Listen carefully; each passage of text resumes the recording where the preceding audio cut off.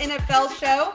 Welcome to week 8 of the NFL season. We finally made it, y'all. Despite 2020 and Coronapocalypse, we are here.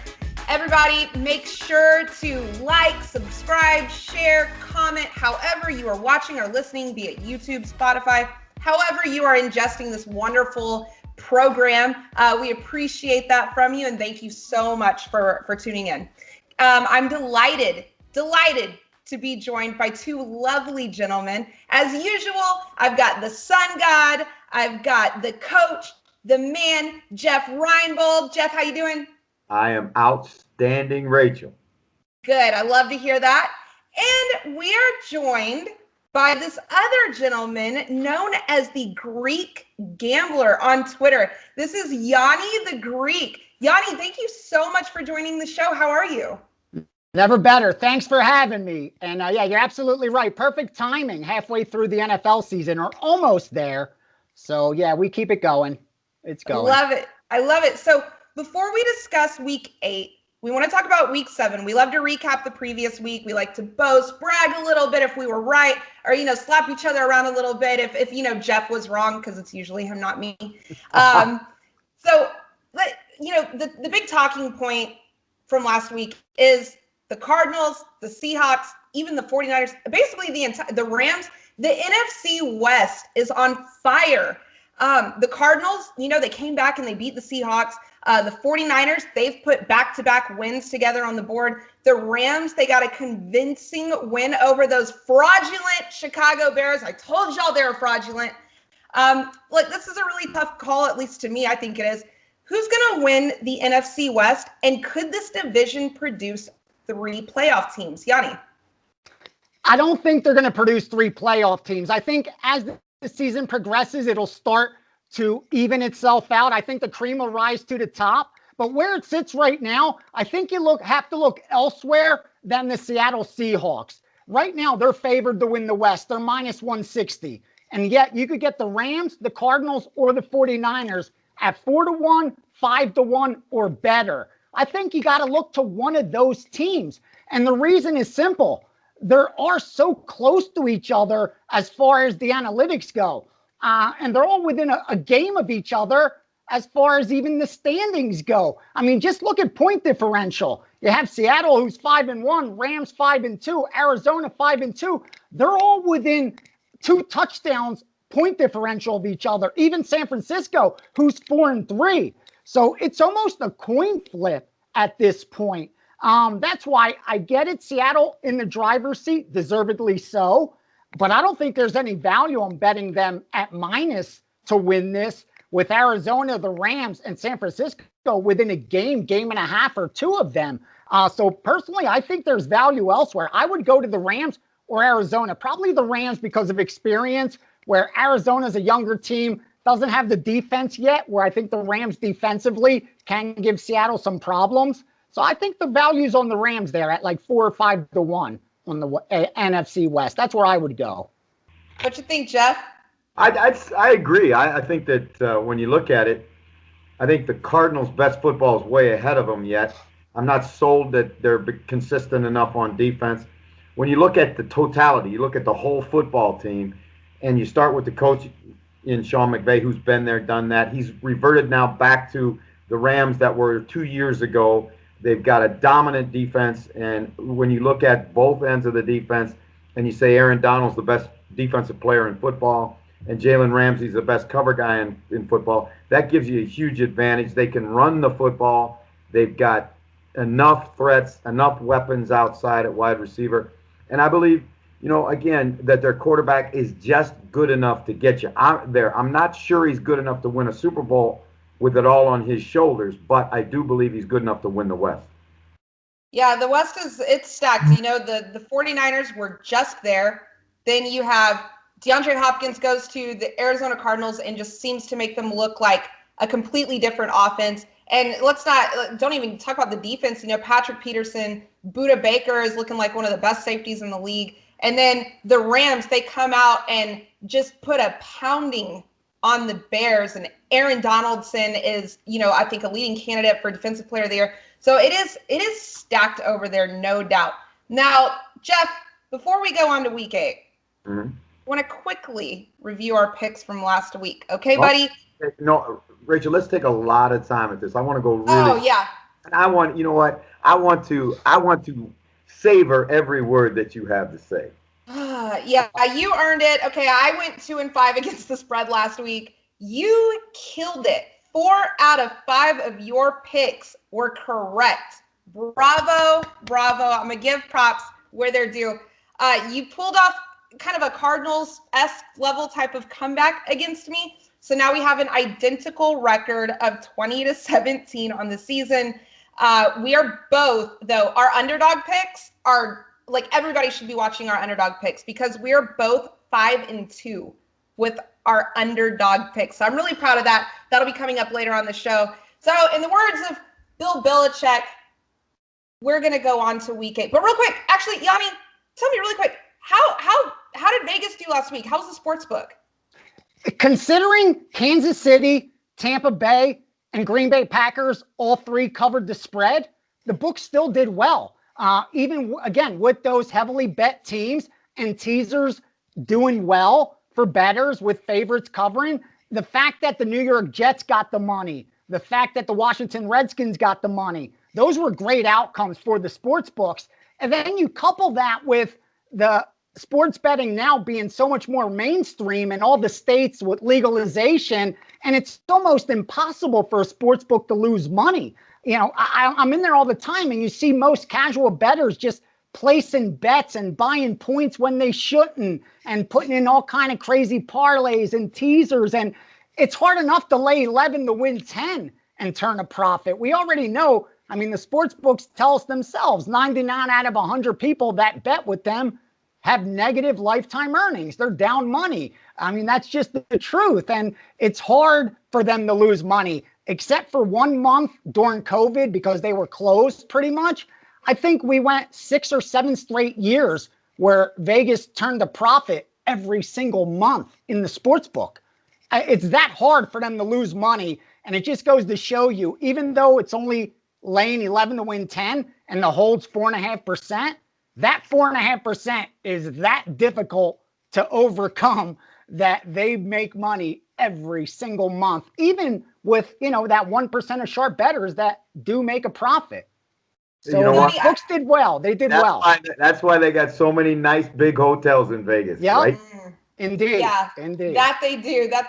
Yanni, I have a question, just a personal question of mine. Sure. Is there, throughout the NFL season, like historically, do you think, or do you know, is there any statistics or trends with the sportsbook as it relates to the NFL? As in, like, do the first half of seasons maybe people tend to make more money than they do in the latter half of the season, or maybe vice versa? What kind of trends are there?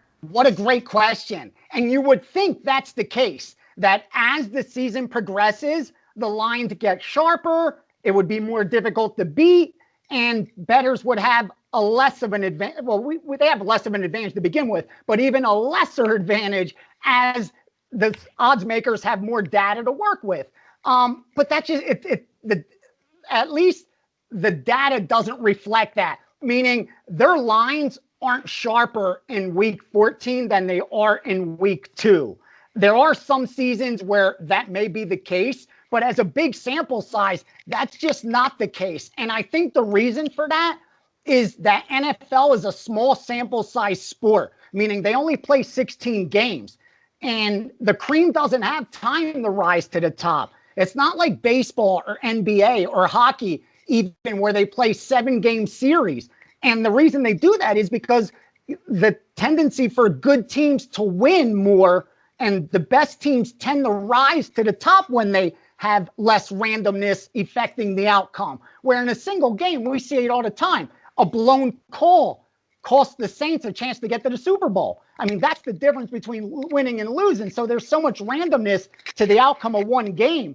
And I think that's why with the NFL, whether it's week 2 or week 12, the odds makers aren't at any greater of an advantage later in the season. They have a little more data, so maybe they're a little more confident, but it's not a big enough sample size. I don't believe so, that, you know, they feel they're more profitable at the end than in the beginning. Only maybe because the playoffs people bet more, and obviously the more we bet, the hold's going to create more profit for them. That may be the only reason, more volume, but not because the lines get tighter. That hasn't been reflected, at least. Great question.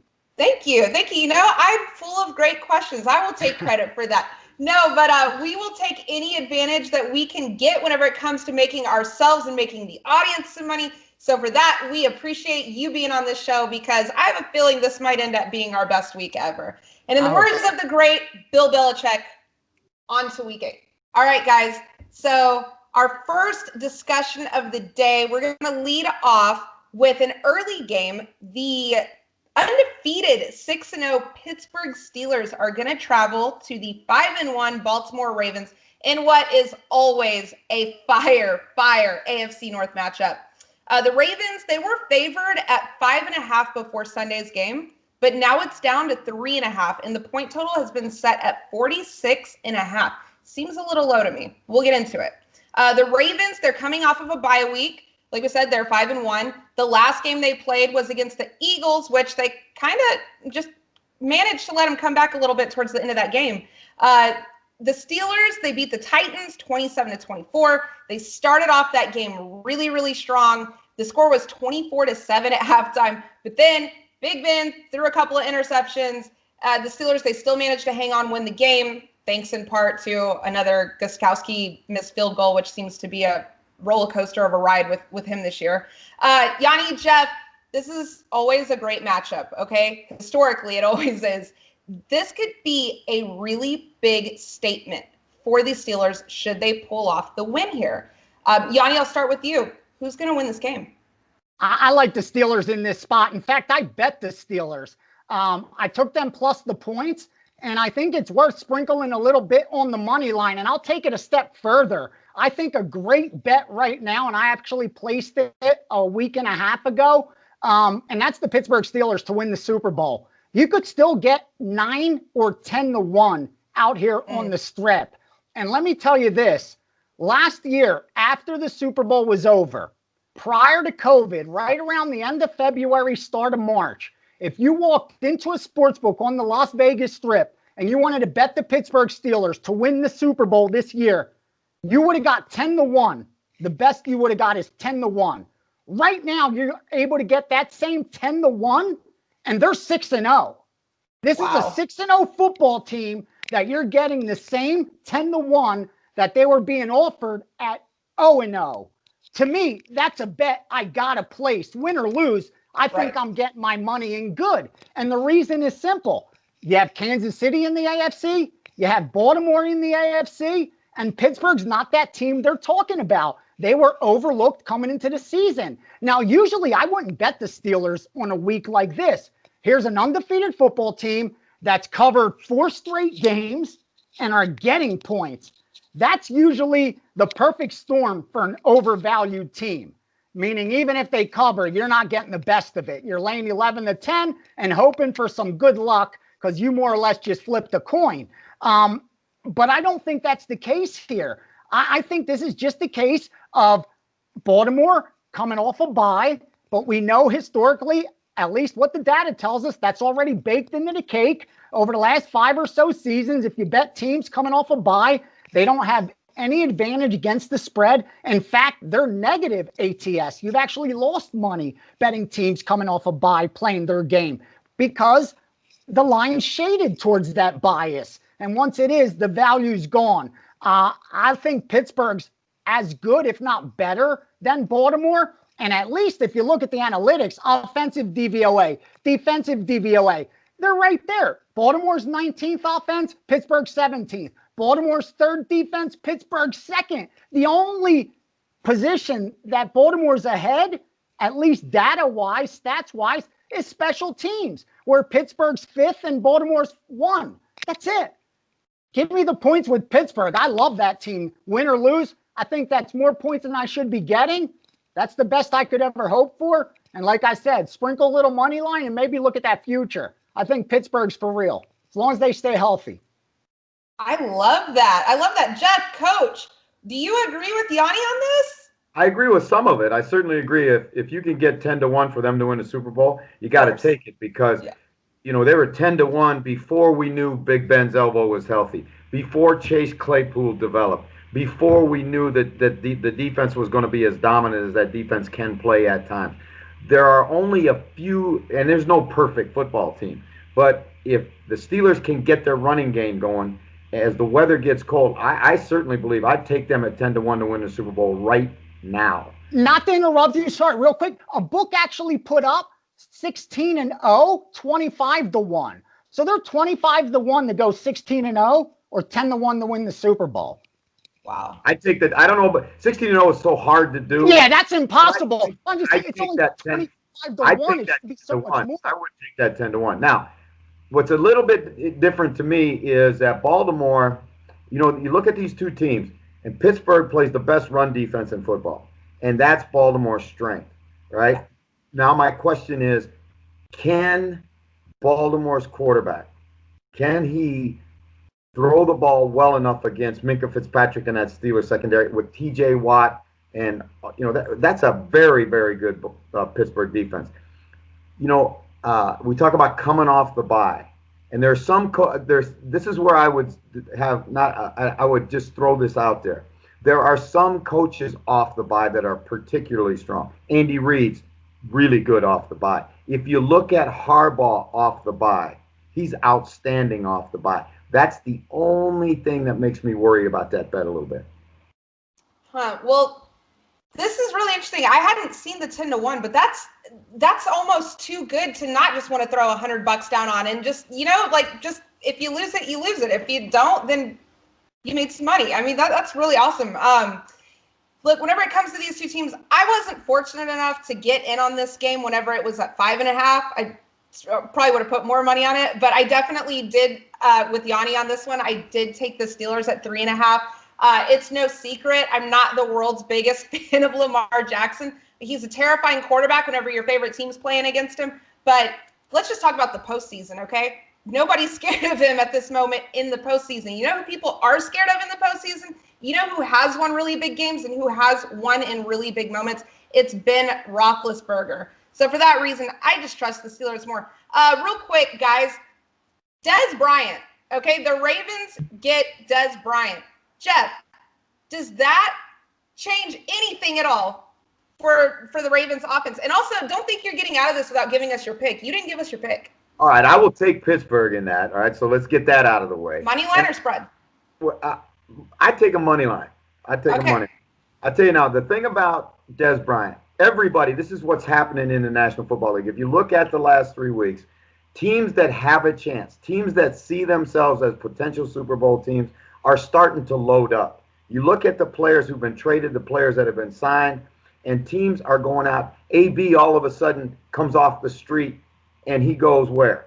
He goes to Tampa because they feel they've got a shot at the Super Bowl. I think you look at this one, Dez Bryant will be an insurance policy for the Baltimore Ravens going down the stretch. And I think that's what you saw with Le'Veon Bell going to Kansas City. These teams that can get these guys at cap-friendly numbers really do themselves a favor. And I think now that we're starting to see, if you want to use the term, the cream rise to the top, now we're starting to see teams that there are the real teams, then there's the teams that, and then we know who isn't going to be in the Super Bowl, which, again, is a real, I think, a benefit for all of us as we start to go forward. But I do love that 10-1 pick. Like you say, Rach, throw your pocket. I know you probably light your cigars with $100 bills, but for the rest of us, I'd still throw 100 on this one for the Steelers to go to Super Bowl.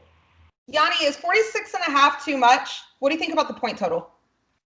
Oh, it's come down from 49, so there's definitely some sharp money on that under. If I had to bet it, I think I would bet the under. I think a lot of the value is gone because of the number, but it's just, I think that kind of style of football, I think this game's so playoff atmosphere type of game. Pittsburgh, Baltimore, you know what you're going to get. The spread's always 3. It's just, it's tough to see this become a shootout. But in today's NFL, it's hard to bet these games under. You got to kind of evolve with the times, again, we're seeing a regression, more unders now. But you still got to be cautious when they're throwing the football as much as they are these days. Gun to my head, I'd bet under, but I haven't touched it. Trust yourself, because I see it as an under game too, because I think of the way it's going to get played. These two teams are going to not want to screw it up. And again, I think it's been crazy to me this year with how, you see the spreads up. I mean, the point total's up in the 50, over under up in the 50, and that never used to be the case. And it's commonplace now. But again, I think we're at the point where these teams are now, there's more to play for every week. These games become bigger games every week. And in bigger games, coaches tend to coach not to lose them as opposed to just go out there and sling it all over the yard. Okay, so everybody is taking the Steelers, and you guys are taking the under. Just for the record, I'm taking the over. 46 just seems 46 and a half seems really low to me. That's like if you just split it in half, that's 23 points per offense. And look, there's flags flying all over the place. You can't touch the quarterback anymore. You can't. The defense, right. I never thought I would be this old guy and be like, oh, the NFL used to let defenses play, but they did. You can't touch anybody anymore without getting a flag thrown, and it's insane.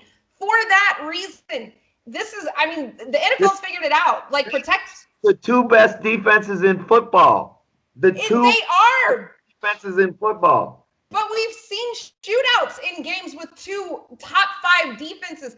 At the end of the day, these are also two really good quarterbacks that can do some really amazing things.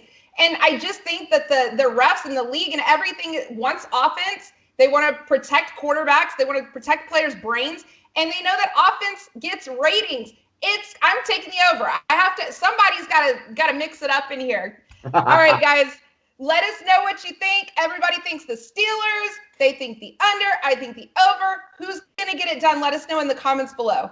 All right, guys, at 4:25 Eastern time, the 49ers are going to head over to Seattle to take on the Seahawks. Hopefully, it's another just stellar fire NFC West matchup. I think it will be. Now, as of Wednesday, the Seahawks are favored by 2.5 points with the over-under point total sitting at 53. Now, the Seahawks, they lost to the Cardinals. We all saw that. That was an epic Sunday night game. And as we were saying during the break, I would not be opposed to the Seahawks just playing every Sunday night game because win, lose, or draw, it always ends up being dramatic. I love it. Now, this was the first time that we really saw Russell Wilson do some uncharacteristic things, right? He had 3 interceptions in that game against the Cardinals. The 49ers, now they rolled into Gillette and they dealt with Bill Belichick and gave him his second worst beatdown of all time. They beat the Patriots 33-6. Now they've beaten the Rams and the Patriots in the past 2 weeks. So they're starting to look for real. They've now lost Wilson and Samuel to injury, which is a really big blow for that team. But you kind of just have to think that Shanahan, he's going to just kind of insert the next man and make it work, right? Jeff, Gianni, a couple of weeks ago, this game probably would have been seen as a blowout, probably in favor of the Seahawks. But now we've seen the line move. The 49ers have improved. Can Russell Wilson get back on track? Are you guys going to roll with the 49ers as the favorites? Gianni, I'll start with you. What a tough game. I'll tell you straight out, I haven't bet this game yet. Here's why it's so difficult. You look at the last 3 games, San Francisco's won 2 of the last 3. But you look at historically over the last 10, Seattle's owned them in this series. They've won 8 of the last 10 straight up. And home teams haven't even shown to have an advantage in this series. The home team's 5-5 straight up the last 10. And this season, with home field advantage not really, matters, it's a very difficult game to handicap. Personally, I think there's some value on San Francisco because I don't think you're going to get a bad game by Garoppolo. What I mean is he threw 2 interceptions last week, no touchdowns, had a terrible QBR rating. The last time he did that, he came back and threw 3 touchdowns, 0 interceptions, and posted a QB rating of 124.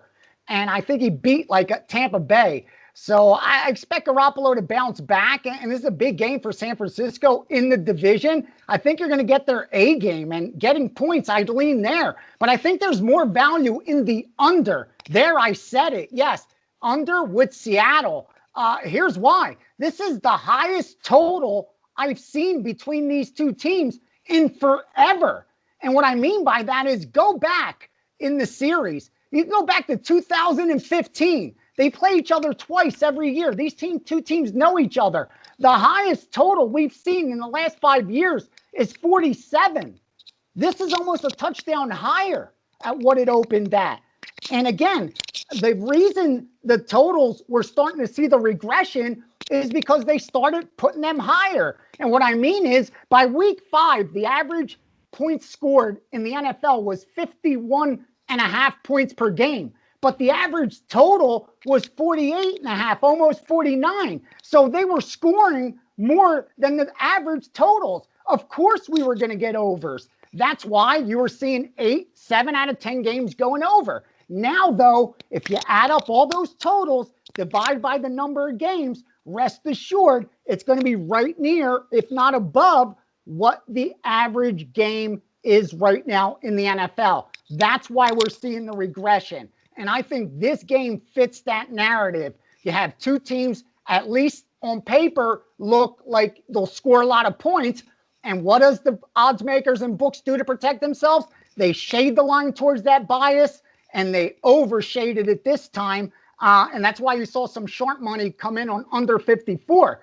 There'll be enough public money on over 53.5 that the books will probably need that sharp side. But I like the under. I think this will be a lower scoring game, at least than the narrative going in. I would have liked it more if it was the prime time, because I think they would have shaded it even more. We'd probably be looking at a 55 over under. Then I'd be unloaded. But even now, 53.5, I think we're getting the best of it. So my pick will be under with a lean on San Francisco on the money line. Jeff, what do you think about that? I hear everything he has to say, and then I give you this one caveat. One of the defenses we're talking about in this game, Seattle, is defense, and they're not very good. And now, again, I'm still at this point not sold on Jimmy Garoppolo. I see too many times that he's up and down. When you start losing weapons around an inconsistent quarterback, that makes it even tougher for that guy. My heart, I try and keep my heart out of this thing, tells me that I will never bet against Russell Wilson in a close football game. And you look at his history of how he can close games out, how he can come back from deficits. He's got better weapons than he's ever had. His offensive line is doing a better job than they ever had. He seems to be a guy that can elevate his football team. And in close games, and I think this is really important, in close games with evenly matched teams, bet on the best quarterback on the field because he's going to give you the best chance. So I'm going to take Seattle. And again, I'm with Gianni on the under. I'm going to take the under. Yeah, you know how I feel. We've been talking about Russell Wilson all season, literally, Jeff, since week 1. What do we say? Let Russ cook. And then last week, I think I changed it to trust in Russ. I'm still a little bit shook that they even lost to the Cardinals because I still, to this day, like right now, I do not believe that the Cardinals are the better team despite them winning in the fashion that they did. The Seahawks are just more consistent, and it all rests on that dude's shoulders, Russell Wilson. This is going to be the year that he gets his MVP. With that being said, I'm looking at the 49ers' past games. I'm looking at their schedule, and their defense actually appears to play better on the road than they do at home. And it's like by a lot, not just a little bit, like by a lot. They at home, they let the Eagles, which is basically a practice squad, right? They're so injured and banged up, put 25 points on them. They let the Dolphins, let's not forget, they let the Dolphins put up 43 points on them at home. And I know that the Seahawks, they have a terrible defense. They did add Dunlap today. I don't know if because of COVID protocol, I don't believe that he will be able to play this week, but he will probably be playing next week. But I could be wrong about that. Regardless, trust in Russ. I'm going with the Seahawks. I will never bet against Russ 2 weeks in a row. Like, what do we say about Tom Brady? Like, angry Tom Brady, we don't bet against him coming off of a loss. I don't think that I can bet against Russ. With all that being said, the point total, that's where I'm a little less confident at. I'm going to go with the over for the same reason I said in the previous game, but you guys could definitely talk me into taking the under like both y'all are. So just to summarize, you're going Seahawks, Yanni? Seahawks? Under. I'll go under. I'll go under. Okay. Under the point total, and Jeff is under as well. And me too, except I'm taking the over on the point total. Guys, let us know what you think. Historically, these two teams, the NFC West, man, they always just pull off some upsets. That's a crazy division to bet on. Let us know what you guys think in the comments below. We'll try to get back to you. Seahawks or Niners, who you got? All right, guys, it is time for our Pickswise Parlay of the week. It's one of my favorite times of the week, and that is where we each give you a pick that we feel really, really confident on for you all to go out and build a parlay around, okay? So I'm going to keep it short and sweet real quick. I'm going to go with the Raiders. As of right now on the sportsbook that I'm looking at, they are plus 2.5, and I am totally fine with that. I would take them money line. I'm actually kind of shocked with how well Derek Carr has been taking care of the ball, how well-rounded that team is, the wide receivers. Like, look at Nelson Aguilar. Like, he's actually, Philly wishes he did that for them, what he's doing over there. And they can run the ball. The secondary is sneaky good. The Cleveland Browns, look, they just lost OBJ, and I think that they're going, and, you know, Chubb has been out. I think they're going to have to kind of redo another, what do you call it, like an identity check, figure out who they are. I think that they'll probably figure that out in this game, but I don't think that they win this game. So for that reason, I take the Raiders to win in Cleveland. Yanni, what you got for us? All right, I'm going to get you involved early on Thursday night primetime, and I'm taking the Atlanta Falcons plus 2.5. I don't even think you need the points. I'll go as far as saying the wrong team is favored, and the only reason they are is because Carolina has the better record. Listen, these two teams played earlier in the season at Atlanta. We knew the problems Atlanta was having. Carolina won that game. That's the only reason they are now in this spot where they're that 2.5, 3-point favorite. Bottom line, the way Atlanta beat Minnesota and then lost last week, I think that's a positive. The fact that they got their win, they finally got a win and showed up in Detroit, to me was impressive that they didn't give up on the season. But then to lose the way they did, I got a feeling Carolina is going to get their full attention. And let's not forget, this is a primetime game. If it wasn't, I may not look to Atlanta. But this is a team I think does not want to get embarrassed again. They have definitely played below their season expectations. And these are the kind of games teams like this end up getting up for. And let's also look at Carolina. Sure, you got Atlanta coming to town, but next you have Kansas City, you have Tampa Bay, you got some big games on deck. I like Atlanta in this spot. They played them earlier in the season, lost to them. I think they even that out. Getting 2.5's a gift. Take the Atlanta Falcons on Thursday. But Yanni, you think they're going to win, or you think they just cover? Because I don't want them to win. That's my squad. Everybody watching knows that's my squad. For your sake, they lose by 1 and get us the cover. Yes, I will take it. I love Me it. too. Jeff, what you got? I tell you what, I think that I'm looking at 6.5, and it's Green Bay and Minnesota, and I'm saying Minnesota. This isn't those good Minnesota teams of yesteryear. This is a young defense, especially young in the secondary, that hangs on by a thread every game, just trying to stop people. Now you come at them with Aaron Rodgers with a healthy receiving core. I mean, Devontae Adams went off in his first game back, and you've got Aaron Jones, and you've got an offensive line that can protect him. Minnesota is a very, very, very underwhelming football team right now. Their quarterback, Cousins, has had an awful season. Dalvin Cook's nicked up. They don't have anybody that can stretch the field offensively. It's just this to me is not a fair fight, and I think Green Bay will come in there and they will roll them up. It's probably not a fair fight because, that defense, that secondary is hot garbage. But I do believe, and the only reason I think this is because my fantasy app told me this. I have Dalvin Cook on my fantasy team. I think they might be getting him back for this game. And also, I wanted to throw the caveat with you, Yanni, that it is possible that Christian McCaffrey is coming back for this game, at least I think, against the Falcons. But knowing that, you're both very confident in your picks, right?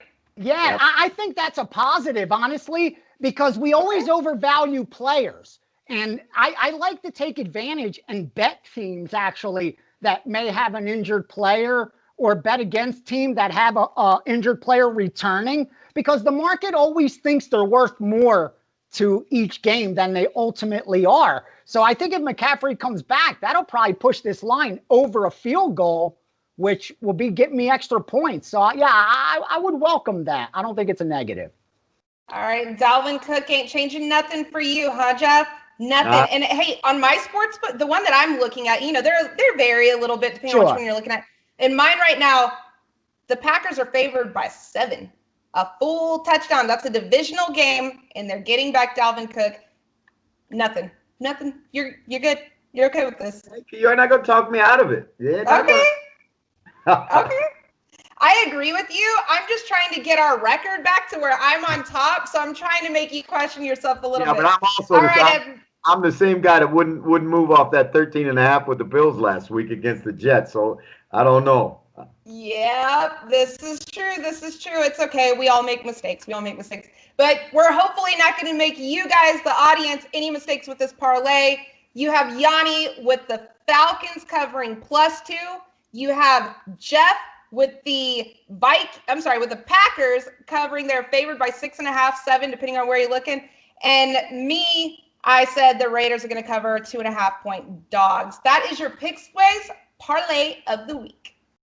All right, everybody, are y'all ready for the Pickswise Underdog of the week? Jeff and I are both 5-2 on the season whenever it comes to our underdogs. And obviously, underdogs, you get a lot of value there. This is a very popular segment. I said the last one was my favorite segment. This is my favorite segment.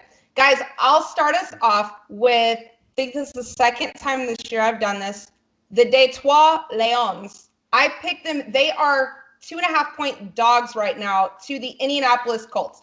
And look, Matt Stafford is really good. One of the 3 most underrated quarterbacks that are currently playing in the league right now. Kenny Golladay is in a contract year, and that dude, when he is healthy, is a baller.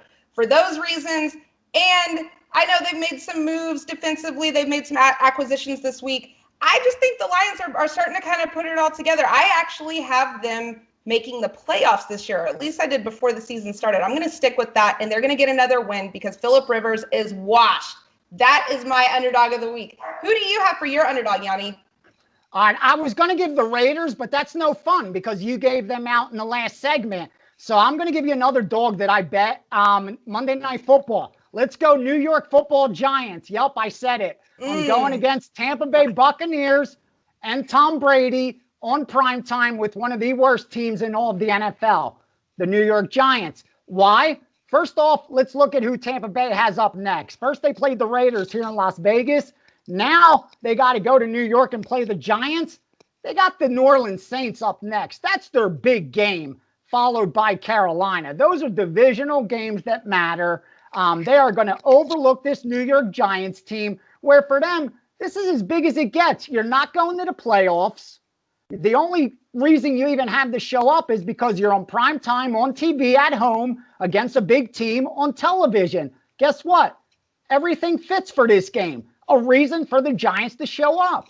They showed us against Philadelphia they could hang. They showed us against Washington and Dallas they can hang. And even against the Rams that they could stay within double digits. I see no reason they can't do that against Tampa Bay.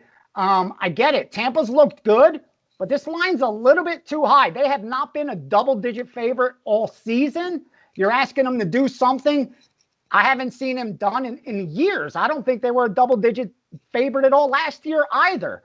So I get it. It's a different season, a different quarterback, but it's unprecedented territory. I like the New York Giants plus the 10.5. There's been 11s out there. They usually get gobbled up as soon as it pops up. But by Monday night, you may see some 11s because I got a feeling Tampa's going to be on a lot of parlays from Sunday, a lot of teasers from Sunday, a lot of those monster money line parlays. So you may see the books try to manage risk and jack this line up a little bit to attract some Giants money. Either way, I'm on the New York Football Giants Monday night. I really, really, really like your. People are going to think we're crazy, I think, initially with this. And I already planned on putting money on this game for the Giants to cover basically everything you're saying. Like, the Buccaneers, right? They got Antonio Brown, right? That's probably going to be pretty good. Chris Godwin just had surgery on his finger that he injured. So he's obviously going to miss this game. It's just a game that you don't think that the Buccaneers, they're definitely going to win the game. But I could tell the Giants have played everybody really close this season, just about other than the 49ers. As long as the back door stays open. If you get 60 minutes of effort, the back door will stay open, hopefully, the whole game. I love it. Jeff, do you have anything as good as the Giants, your Giants, who you love to seem to pick in this segment, and they always let you down? What do you think about his pick, and who do you have? No, come on. I'm going to tell you something. This one is – people are going to go – because I'm going to take New England against Buffalo in Buffalo. Buffalo's 3.5. And I really, truly believe this, that I know how Buffalo fans feel, right? And I know how passionate they are. There's going to become a lot of money going to come in on Buffalo. And I look for that thing to go even further. And this is a New England team that matches up with Buffalo extremely well. Buffalo's strength is their wide receiver core and their ability to throw the football, Josh Allen, although he's not thrown well in the last 3 weeks. But when it comes to guys who can cover Cole Beasley, who can cover Stephon Diggs, I think the secondary of the New England Patriots is one of those teams. New England can run the football, and Buffalo has a terrible time stopping the run. They've had injuries along the front. Their linebackers are undersized. Teams that can run the ball between the tackles, which I think is the Patriots' strength. I think what you'll see is Josh McDaniels will put more on Cam Newton in the run game and less on him in the throwing game. And I really just cannot envision. I listened to Matthew Slater, one of the captains of the Patriots, talking about today about how important it is that they get their pride back.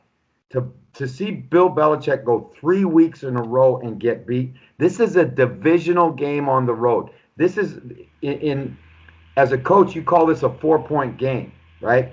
This is a game that you go into somebody else's house and beat a divisional foe on the road. That is a huge, huge game. I don't think the Patriots are ready yet to just cede the division to the Buffalo Bills. So I think you're going to get a great effort out of the Patriots. And I don't even know, I can't say they're going to win the football game, but I do think they'll cover, and I think that line's going to move by Sunday. So hold your bet and watch the line.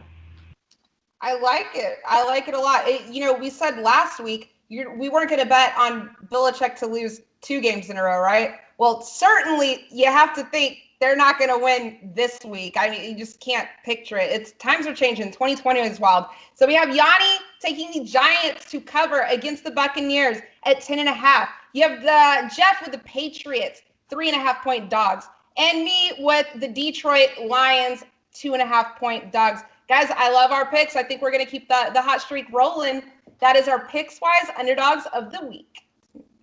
All right. Thank you so much, Gianni, for joining Jeff and I today. We really, really appreciate it. And I got some really good insight from you. Normally we have athletes as our guests on the show, but to have you and the knowledge that you have about Vegas and the sports book and the trends and all that stuff, I mean, this is stuff that honestly, it's priceless. So we really thank you for joining us.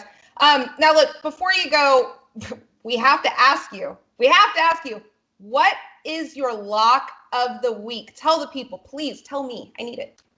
Thank you for having me. First of all, the pleasure was all mine. Anytime I could talk about sports betting and the stuff that I love, this industry, with people that are as passionate about it, I'm game. I'm in. Pretty much most of the things I like.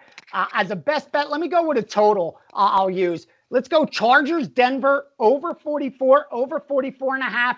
I bet both of those. Reason is, I think this total's too low, and it's based off the history of these two teams. You look over the last 5 or 6 times they played, they've gone under 5 of the last 6, and the last game that went over wouldn't have gone over 43.5. They've had a low-scoring series, but styles make fights, styles make games as well, and they're very different this year, especially on the Chargers side of the football. This is a different Chargers team. especially with that young quarterback. And that's why this offense is a top 15 offense right now. I'll take the over 44. I think Denver will be able to put up some points as well. They haven't been lighting it up as much, and it's been all defense for them. But they should be able to put up some points on the Chargers. Even this week, Denver defense, they know this Chargers team very well. They'll be able to score at least 17 to 20. That'll get it over. I think we'll end up in mid to higher 40s. Won't crack 50, but we'll get over that 43, 44 range. I like the over. Yeah, Justin Herbert is made a liar out of me. When he got drafted, I was not really sold on him, but I mean, he looks like he's going to be the truth and bringing some good things over there to the Chargers. So thank you again so much for joining us. Everybody, follow this man on Twitter, learn a few things, win some money for sure. He's at Greek_gambler. That's at Greek_gambler on Twitter. Gianni, thanks again. Thanks, guys. All right, Jeff, really quick. Let's talk about Sunday Night Football, a game that I wish could be flex, but I digress. It's a matchup of the NFC East, Dallas Cowboys versus the Eagles. Eagles are favored by 7.5. They're favored by more than a touchdown. The point total is set at 43.5. Jeff, how do you see this one going? Well, instead of flexing it, I'd like to flush it. This is going to be a terrible game. I mean, this is going to be bad football. You got a rookie, a 6th or 7th round draft choice playing quarterback for the Cowboy team that is really unraveling as we speak. I think Philadelphia is going to win the game. Again, I would stay away from this one. It has a distinct aroma. Let me put it that way, and it ain't good. Okay. So I would take the Eagles, and that would be as far as I go. I just can't see how the Cowboys are going to score points. That quarterback will be so overmatched. It's almost an unfair one. Yeah, I'm with you on the Eagles pick for sure. I'm more confident, though, in the spread. I think the Eagles are going to cover it. Dallas's defense is trash. Jerry Jones just had like a halfway meltdown on the radio the other day up north in Dallas. They're having a lot of problems over there in Dallas right now, okay? I think the Eagles are going to win, and it'll be the most convincing victory that they've had all season.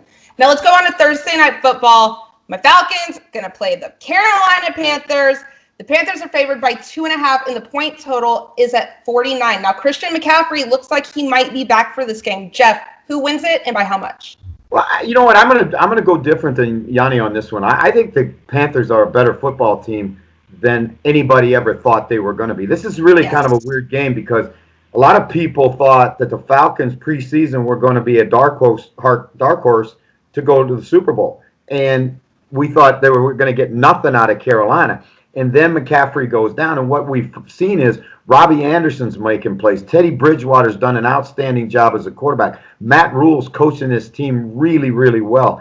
I like Carolina in this game because, I think the Falcons invent ways to lose games every week, and I don't think they've gotten to the bottom of the barrel yet.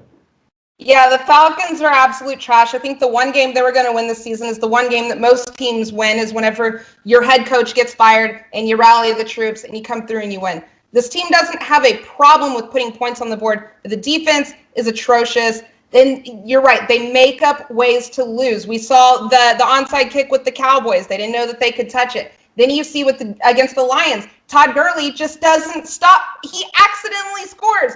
What team accidentally scores? This type of stuff, you don't see it happen anywhere else. In the Lions, you see them celebrating whenever Todd Gurley scores because they know they're getting the ball back with like 40-something seconds left on the clock, and our defense can't stop anybody, and they're probably going to score and win the game. That's exactly what happened. So, now the point total at 49, too high or too low? No, I would take the over there, actually. Okay, you'd take the over? Yeah, I'm going to go with the under just because I know that both teams can put up points, but lately the Falcons have been hovering like in the teens or early 20s. And the Panthers have a good defense. It's a divisional game. For once in my life, I'm going to go with the under on the point total. Now, last but not least, Monday Night Football. Tom Brady goes to New York to take on your Giants. They're your Giants now. You have to own that. They added Antonio Brown. Not sure. I don't believe that he's going to play in this game because of COVID protocol. I could be wrong. But Tom Brady's playing as good, if not better, than he ever has. He's taken care of the ball. He's scored more touchdowns from a clean pocket than anyone else in the league. He's done 20, I think it is. Everybody else, the next highest is 12. Okay, so Tom Brady, it is Tampa Bay. The Giants, they're trash. They're injured. We all know what's going on over there. Do you think that there's any chance that the Giants cover 10.5 points for their 10.5 point dogs, and the point total, Jeff, is at, what is the point total? I am not seeing the point total. We'll get to that in a second. You tell me, do you think that the Giants are going to cover 10.5, or is Tom Brady going to run away with it? You know, 10.5 is one of those nasty, ugly spreads, right? You know, and I don't think there's any question that Tampa's going to win this football game.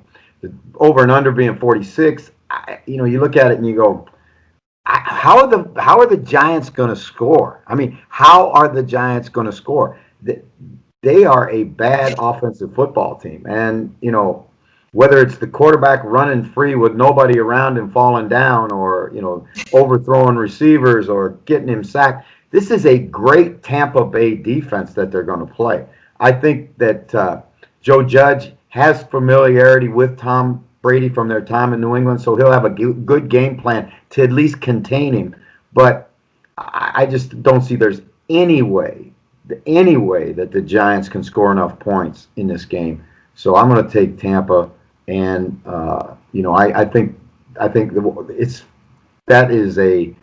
while Tampa will have to come up with all of the points, I think I'll take the over, actually. You'll take the over? I will go with the over as well. I don't think Tom Brady's going to have another bad game the rest of the season. I think the dude is locked in. I think his team knows how to play with him.